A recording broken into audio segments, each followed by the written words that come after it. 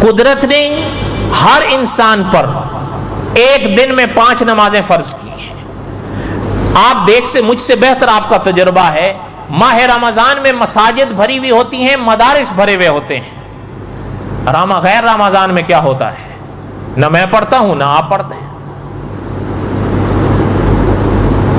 اب یہ تو نہیں کہ ماہ رمضان میں تو فرض ہے لیکن غیر رمضان میں معاف ہے، ایسا نہیں ہے. اس لیے جو میرے بھائی ماہ رمضان میں عبادات کا خیال رکھے ہیں، آخرت میں بھی رکھیں.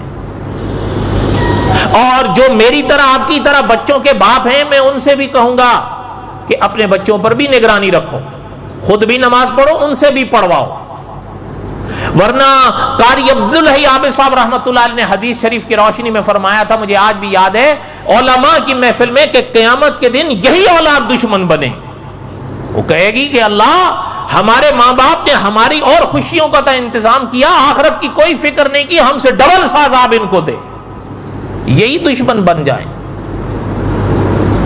اس لیے مجھے اور آپ کو جہاں اپنی فکر کرنی ہے، ان کی بھی فکر کرنی چاہیے. اور مجھ سے تو بہتر آپ وہ حدیث پڑھے ہوئے بھی ہیں، سنے ہوئے بھی ہیں. کوئی ایسی بات تو نہیں کہ آقا صلی اللہ علیہ وسلم نے فرمایا یہ 7 سال کے ہیں تو ان کو نماز کا کہو، 10 سال کے ہیں نہ پڑھو تو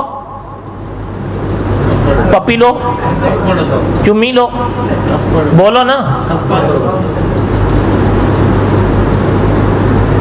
آج تھوڑی سی آپ کی سختی ان کی آخرت بنا دے گی.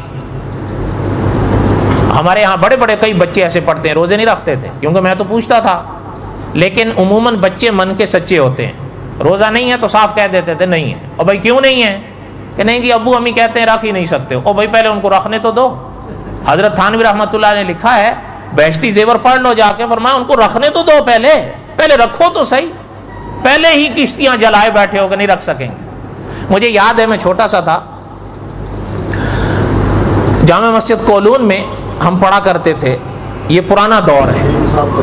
ہاں جی، امان اللہ صاحب، ان کو علیم صاحب ہم کہتے تھے، تو امان اللہ صاحب ان کا نام تھا، وہ پڑھایا کرتے تھے. تو میں اس وقت چھوٹا سا تھا، میں ایک دن گیا ان کے پاس، میں قرآن پڑھتا تھا.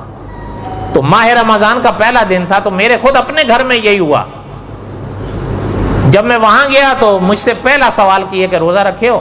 میں کہا جی نہیں. فرمانے لگے کہ کیوں نہیں رکھے ہو؟ میں نے کہا جی گھر والے کہتے ہیں نہیں رکھ سکو گے. مجھے آج بھی یاد ہے، نہ انہوں نے مارا نہ انہوں نے ڈانٹا، لیکن ایک لفظ اتنے سنجیدگی سے کہا مجھ سے، اظہار افسوس کرتے ہوئے کہ یہ ماں باپ کی غلطیاں ہیں، وہ ایسے مرحلوں پر تم لوگوں کو یہ کہہ دیتے ہیں، پھر تم لوگ کبھی روزہ رکھ نہیں پاؤ. بس اتنا سا کہا مجھ سے، اور پھر سبق پڑھانے لگے.